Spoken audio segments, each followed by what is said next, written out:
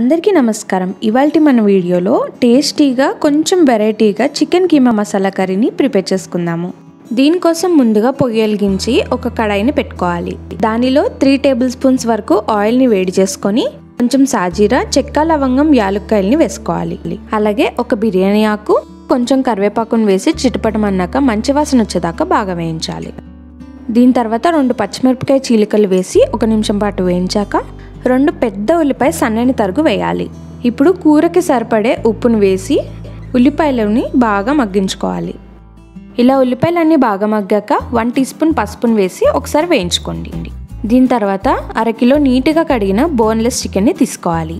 వాటిని మిక్సీలో వేసి తిప్పకుండా ఇలా కత్తితోటి చిన్న చిన్న స్క్వేర్స్లోకి కట్ చేసుకుంటే కర్రీ బాగుంటుంది। ఈ చికెన్ని వేగిన ఆనియన్ మిక్చర్లోకి వేసుకొని కింద నుంచి పైకి బాగా మిక్స్ చేసుకోవాలి। చికెన్ కాస్త ఉడికాక దీంట్లోకి 1 టేబుల్ స్పూన్ కారం, 1/2 టేబుల్ స్పూన్ వేయించిన జీలకర్ర పొడి, 1/2 టేబుల్ స్పూన్ ధనియాల పొడి, 1/2 టేబుల్ స్పూన్ నెయ్యిని వేసి బాగా మిక్స్ చేసుకోవాలి। ఇప్పుడు ఒక గ్లాస్ వాటర్ని పోసి కలుపుకున్నాక 1 టేబుల్ స్పూన్ అల్లం వెల్లుల్లి పేస్ట్ని వేయాలి। ఇది ఒకసారి మిక్స్ చేసుకొని మూత పెట్టి చికెన్ని బాగా ఉడికించుకోవాలి।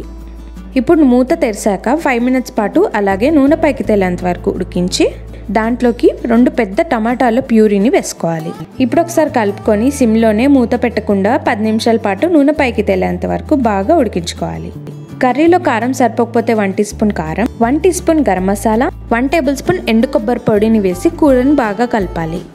ఇప్పుడు 1 స్పూన్ నెయ్యిని వేసుకోండి। అలాగే సగం నిమ్మకాయ రసంని యాడ్ చేసి ఒక పచ్చిమిరపకాయల చీలికల్ని పచ్చిగా ఇలాగ వేసి బాగా కలుపుకోవాలి।